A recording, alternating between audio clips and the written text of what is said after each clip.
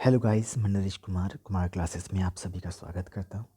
Guys, हम लोग class 8th political science के chapter number 3 why do we need a parliament के बारे में आज पढ़ेंगे। वीडियो शुरू करने से पहले जिन लोगों ने अभी तक मेरे चैनल को सब्सक्राइब नहीं किया है वो लोग चैनल को सब्सक्राइब जरूर कर लें। वीडियो को कमेंट, लाइक एंड शेयर करना बिल्कुल ना भूलें। ठीक है, चलो अब हम लोग शुरू करते हैं। Parliament enables citizens of India to participate in decision making and control the government, thus making it the most important symbol of Indian democracy and a key feature of the Constitution. ये हमसे कह रहे हैं कि जो parliament है इसने भारत के लोगों को, ठीक है, डिसीजन मेकिंग प्रोसेस में पार्टिसिपेट करने का और कंट्रोल करने का गवर्नमेंट को, ठीक है, ये राइट दिया है या अधिकार दिया है। ये कह सकते हैं हम कि पार्लियामेंट की वजह से ही, ठीक है, भारत के जो लोग हैं वो गवर्नमेंट के कंट्रोल और डिसीजन मेकिंग में जो है पार्टिसिपेट करते हैं, दस making it the most important symbol of the Indian democracy. और इसी वजह से जो इंडियन डेमोक्रेसी है इसका ये बहुत ही इम्पॉर्टेंट सिंबल या प्रतीक बनकर उभरा है और एक की फीचर भी है हमारे कॉन्स्टिट्यूशन का। Why should people decide. अब इसमें वहाँ पे एक पॉइंट बनता है कि पीपल क्यों डिसाइड करते हैं, तो इसके बारे में थोड़ा सा देखते हैं। Independence was long and difficult struggle. जो इंडिपेंडेंस है ये एक बहुत ही लंबा और डिफ़िकल्ट स्ट्रगल था।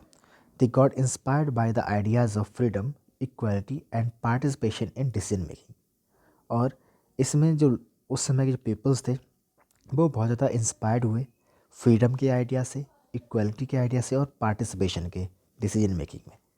Under the colonial rule the people did not criticised British government but the freedom movement changed this situation.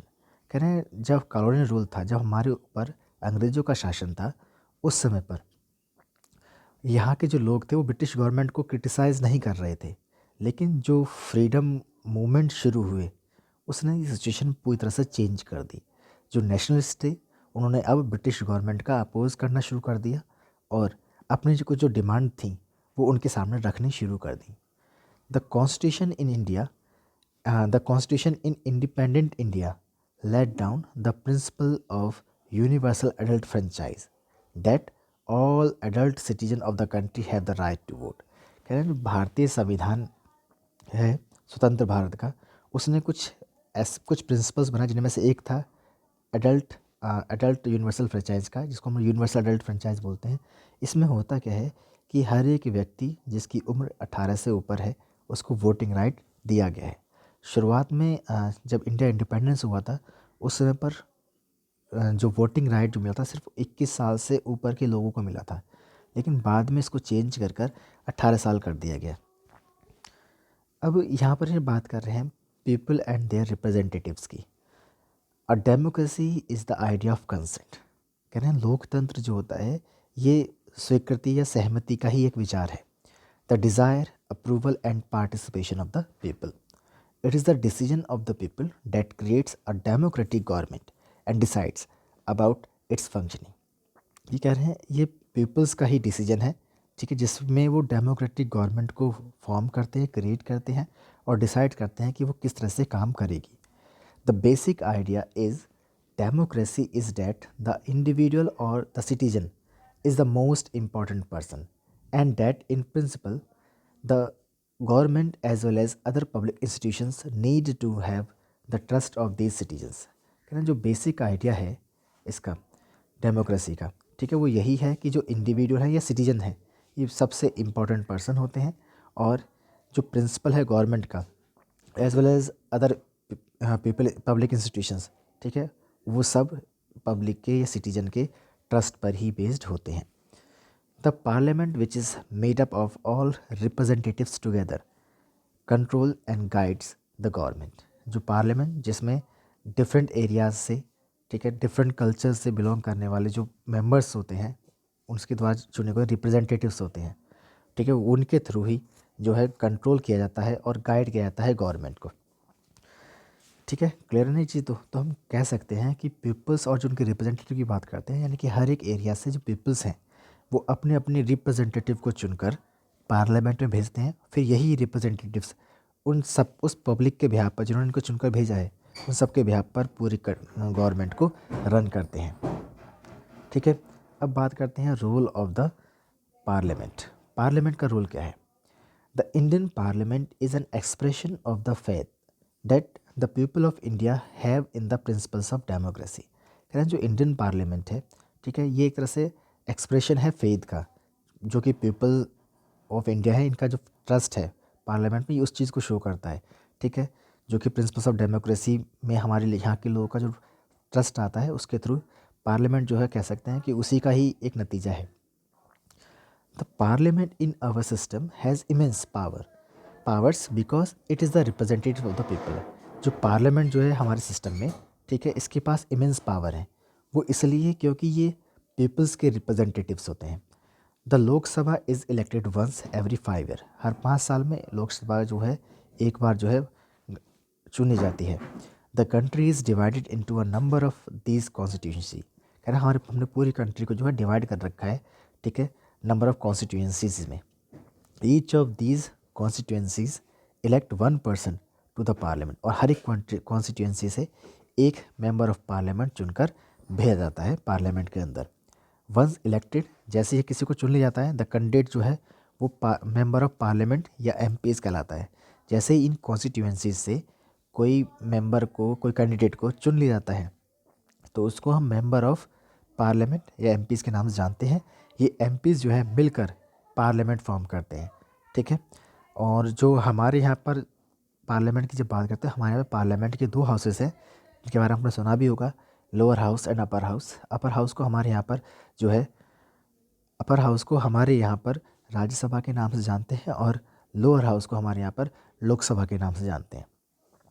ठीक है, आगे हम लोग देखें तो इसमें हमारे पास जो आ रहा है वो है नेक्स्ट पॉइंट, वो है parliament performs the following functions क्या हैं पार्लियामेंट के? तो पार्लियामेंट के फंक्शंस जो हैं, कुछ इंपॉर्टेंट फंक्शन जिनमें से हम कुछ को वन बाय वन पढ़ लेते हैं। सबसे पहला फंक्शन है लेजिस्लेटिव फंक्शन। हमारे पार्लियामेंट का लेजिस्लेटिव फंक्शन क्या क्या होते हैं? The parliament makes laws on all subjects listed in the union list. Parliament जो है उन सभी सब्जेक्ट्स पर जो कि यूनियन लिस्ट में शामिल है लॉ बनाती है। It can also make laws on subject listed under the concurrent list. इसके साथ साथ पार्लियामेंट जो है उन सब्जेक्ट्स पर भी लॉ बनाती है जो कि कॉन्करेंट लिस्ट में आते हैं। ठीक है, अब हम ये लिस्ट का जो है इन्होंने जिक्र किया है, अभी हमारे पास लिस्ट नहीं आई थी, लेकिन जो मैं बता देता हूँ, 3 तरह की लिस्ट होती है। ठीक है, जिसमें क्या होता है कि कौन किस पर लॉ बनाएगा उसको पहले से ही डिसाइड किया गया है। ठीक है, हमारे कॉन्स्टिट्यूशन इनके बारे में बताया गया है। हमारे कॉन्स्टिट्यूशन में 3 तरह की लिस्ट का जिक्र किया गया है, जिसमें से पहली लिस्ट होती है यूनियन लिस्ट, जिस पर लॉ बनाने का जो राइट होता है वो सेंट्रल गवर्नमेंट का होता है। दूसरी लिस्ट जो होती है, ठीक है, वो स्टेट लिस्ट है, और इसमें किसी चीज़ पर लॉ बनाने का जो राइट होता है वो बेसिकली स्टेट गवर्नमेंट का होता है। और एक तीसरी लिस्ट होती है जो स्टेट गवर्नमेंट और सेंट्रल गवर्नमेंट के बीच में साझा की जाती हैं, और इन पर लॉ दोनों ही बना सकते हैं।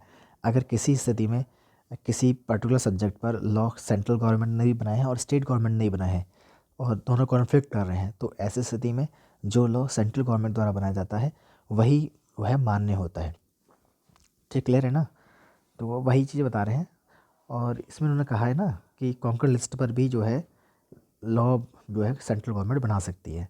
इन case there is any conflict और overlapping in the provisions existing in the union and state enactment, तब ऐसी स्थिति में यूनियन लॉ ही जो है माना जाता है। In case when a emergency has been declare, जब किसी स्थिति में जो है इमरजेंसी डिक्लेयर हो जाती है, तो ऐसी स्थिति में जो यूनियन पार्लियामेंट होती है वो लॉज बनाती है उन सब्जेक्ट्स पर जो कि स्टेट लिस्ट के अंदर भी आते हैं। दूसरा है हमारे पास फंक्शन जो होता है इस लेजिस्लेटिव का, वो होता है financial control. Under union parliament has exclusive powers to provide ways and means through which the revenue has to be raised for public services. Union parliament जो है उसके पास एक्सक्लूसिव पावर्स होती हैं जिसके थ्रू वो डिफरेंट वेज और means को search करता है जिनके थ्रू रेवेन्यू को इंक्रीज़ किया सके पब्लिक सर्विसेज के लिए। To that end, it imposes taxes and also ensures that the money sanctioned for expenditure to various departments of the government has been spent for authorized purpose। ये कह रहे हैं, और ये एंड में फिर टैक्सेस भी इम्पोज करती है, जिससे कि वो इंश्योर करती है कि जो मनी सैंक्शन की गई है एक्सपेंडिचर्स पर्पज़ के लिए वेरियस डिपार्टमेंट्स में, ठीक है, गवर्नमेंट उसको स्पेंड कर रही है ऑथराइज पर्पज़ से। थर्ड जो फंक्शन है यूनियन पार्लियामेंट का बता रहे पार्लियामेंट का, वो है providing and exercising control over cabinet. हमारे पार्लियामेंट सिस्टम है और blends the legislative and executive organs of the state in as much as the executive power is builded bye a group of members of the legislature who command majority in the Lok Sabha. तो कह रहे हैं हमारा जो parliament system है इसने क्या किया है, लेजिस्लेटिव्स और एग्जीक्यूटिव ऑर्गन्स जो होते हैं स्टेट के, ठीक है, उनको जो है एक्सक्लूसिव पावर दी है, ठीक, जिसमें जिसमें एक ग्रुप ऑफ मेंबर्स होता है लेजिस्लेचर का, जो ये कमांड करता है मेजोरिटी इन द लोकसभा। उन लोग को जो पार्टी जीत कर आती है उस पार्टी गवर्नमेंट फॉर्म होती है और मेंबर ऑफ पार्लियामेंट जो है यानी पूरे पार्लियामेंट के जितने मेंबर्स होते हैं वो कहते हैं गवर्नमेंट उनके हाथों में सौंप देते हैं। फिर वही जो है एक्सक्लूसिव पावर को यूज़ कर कर कंट्री के अंदर लॉज क्रिएट करने का काम करते हैं with consent of other MPs, ठीक है, और यही जो है पूरी कंट्री को गवर्न करते हैं जो उनको पावर दी है उनके आधार पर। फोर्थ फंक्शन जो है वो है critical assessment of the work of the cabinet. Cabinet के वर्क का क्रिटिकल असेसमेंट भी जो है पार्लियामेंट ही करती है। पार्लियामेंट प्रोवाइड करती है फॉरम जिसके थ्रू इंश्योर किया जाता है कि जो कैबिनेट जो है के पास जो पावर्स हैं, ठीक है, वो सिर्फ कमांड करती है majority support in the Lok Sabha में which comprise elected representative of the people. कि जो पावर है जिन लोगों को कैबिनेट के हाथों में जो पावर दी गई है वो जो असेंबली के अंदर पार्लियामेंट के अंदर जितने मेंबर्स ऑफ पावर्स हैं, मेंबर्स ऑफ पार्लियामेंट हैं, ठीक है, उनके बिहाफ पर ही जो है आगे डिसीजन मेकिंग प्रोसेस में पार्टिसिपेट करते हैं और उनको जो पावर मिलती है वो उन लोगों के आधार पर ही पावर दी जाती है, जिसके बेस पर वो पब्लिक के लिए ही वर्क करते हैं, ठीक है, क्योंकि ये सभी लोग जो होते हैं जो पार्लियामेंट में बैठे हैं ये सब पब्लिक के रिप्रेजेंटेटिव हैं, इनको चुनकर पब्लिक ने ही वहाँ पर भेजा होता है। It is one of the most important functions of the parliament. ये पार्लियामेंट का सबसे इंपॉर्टेंट फंक्शन है, ठीक है, जिसमें वो डिस्कशंस करते हैं और क्रिटिकल असेसमेंट करते हैं परफॉर्मेंसेस का गवर्नमेंट डिपार्टमेंट में। जो भी गवर्नमेंट डिपार्टमेंट्स हैं उनकी परफॉर्मेंस का क्रिटिकल असेसमेंट उस पर डिस्कशन सब कुछ होता है, ये पार्लियामेंट के थ्रू पार्लियामेंट में होता है, ठीक है। तो ये बहुत ही इंपॉर्टेंट फंक्शन के नाम से भी जान कह सकते हैं, इसके बहुत ही इंपॉर्टेंट फंक्शन है इसका ही। फिफ्थ है रोल ऑफ अपोजिशन। जब हम पार्लियामेंट की बात करते हैं तो वहाँ पर अपोजिशन का रोल क्या है। The existence of opposition also ensures that the nation gets to know about the alternative points of view। कह रहे हैं जो अपोजिशन में जो पार्टियां होती हैं, ठीक है, ठीक है, इससे भी जो है काफ़ी हेल्प मिलती है किसी कंट्री को प्रॉपर तरीके से गवर्न करने में।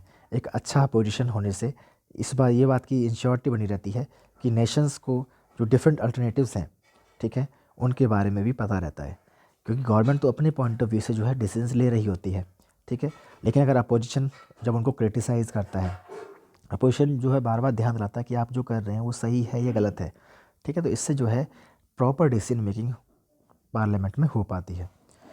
नेक्स्ट पॉइंट उन्होंने लिया हमसे an organ of information. Parliament जो है वो मोस्ट पावरफुल ऑर्गन है, ठीक है, किसके लिए, इन्फॉर्मेशन के लिए about the function of the government is concern, कि गवर्नमेंट जिस तरह से काम कर रही है कि वो काम करने का तरीका क्या है, ठीक है, इस सब की सारी इन्फॉर्मेशन भी हमें पार्लियामेंट से ही मिलती है। The information provided in the houses is authoritative and ministers are bound to provide information on matters of government when so decide by the members. कह रहे हैं जो भी इंफॉर्मेशन हमारे दोनों हाउसेस में प्रोवाइड की जाती है ये सारी की सारी इंफॉर्मेशन ऑथोरिटेटिव होती है और मिनिस्टर्स अपने हर एक काम के लिए, ठीक है, या हर एक इंफॉर्मेशन देने के लिए बिल्कुल बाउंड होते हैं गवर्नमेंट मैटर्स में जो भी होते हैं, मैटर्स ऑफ गवर्नमेंट होते हैं जिन्होंने सभी के लिए, क्योंकि ये सब कुछ जो है हमारी कॉन्स्टिट्यूशन के द्वारा प्रोवाइड किया गया है और मेंबर्स के द्वारा जो भी इंफॉर्मेशन मांगी जाती है गवर्नमेंट मिनिस्टर्स से, ठीक है, वो उसके लिए बाउंड होते हैं उस इंफॉर्मेशन को देने के लिए कि उन्होंने क्या किया है किस चीज़ से संबंधित। क्लियर है ना ये चीज़। तो अब देखिए नेक्स्ट पॉइंट हमारे पास वो कह रहे हैं कॉन्स्टिट्यूशंस फंक्शन। ये सेवन्थ फंक्शन है जिसमें to power to amend the constitution vest with the parliaments. कह रहे हैं हमारे पार्लियामेंट के पास ये पावर है कि वो कॉन्स्टिट्यूशन में कुछ परिवर्तन कर सकते हैं, ठीक है, ये पावर भी उनको दी गई है। The constitutional amendments have to be passed by each houses by a majority of total members as well as by 2/3 majority of members present in voting. कह रहे हैं कॉन्स्टिट्यूशन में अमेंडमेंट इतना आसान भी नहीं है। कॉन्स्टिट्यूशन में अगर अमेंडमेंट अगर होते हैं तो अमेंडमेंट करने के लिए हमने जो कुछ भी चेंज किया है उस चेंज को हमें हर एक हाउस में से मेजॉरिटी ऑफ टोटल मेंबरशिप के आधार पर, ठीक है, लगभग कहें 2/3 मेजॉरिटी के साथ वोटिंग कर कर उसको पास कराना हो तभी ये अमेंडमेंट हो सकता है। फिर नेक्स्ट फंक्शन है इसमें जो वो है judicial function. Parliament has the exclusive powers to impeach the president and remove जजेस of the supreme court and the high court through prescribed procedure. कह रहे हैं कि हमारी जो पार्लियामेंट है उसके पास इतनी पावर होती है कि वो प्रेसिडेंट को भी अपने उसके पद से हटा सकते हैं और इसके साथ साथ जो सुप्रीम कोर्ट हाई कोर्ट वगैरह में जजेस जो होते हैं, ठीक है, इनको भी एक प्रॉपर प्रोसीजर को फॉलो कर कर उनको भी उनके पद से हटाया जा सकता है। ये सब पार्लियामेंट भी कर सकती है। एक और इम्पॉर्टेंट फंक्शन लिया उन्होंने, ये है इलेक्टिव फंक्शंस। अब ये इलेक्टिव फंक्शन क्या है तो कह रहे हैं elected members of the Rajya Sabha and the Lok Sabha constitute the electoral college for the election of the vice president. कह रहे हैं जो इलेक्टेड मेंबर्स होते हैं राज्यसभा के और लोकसभा के, ये सब जो है इलेक्टोरल कॉलेज फॉर्म करते हैं जहाँ पर ये वाइस प्रेसिडेंट का इलेक्शन करते हैं। Along with elected members of the state legislature they form the electoral college for election to the office of the president. कह रहे हैं जब यहाँ जो इलेक्टेड मेंबर्स होते हैं स्टेट लेजिस्लेचर्स के, उनके साथ मिलकर जो पार्लियामेंट है ये इलेक्टोरल कॉलेज बनाती है, ठीक है, जहाँ पर इलेक्शन किया जाता है ऑफिस ऑफ द प्रेसिडेंट के लिए, ठीक है।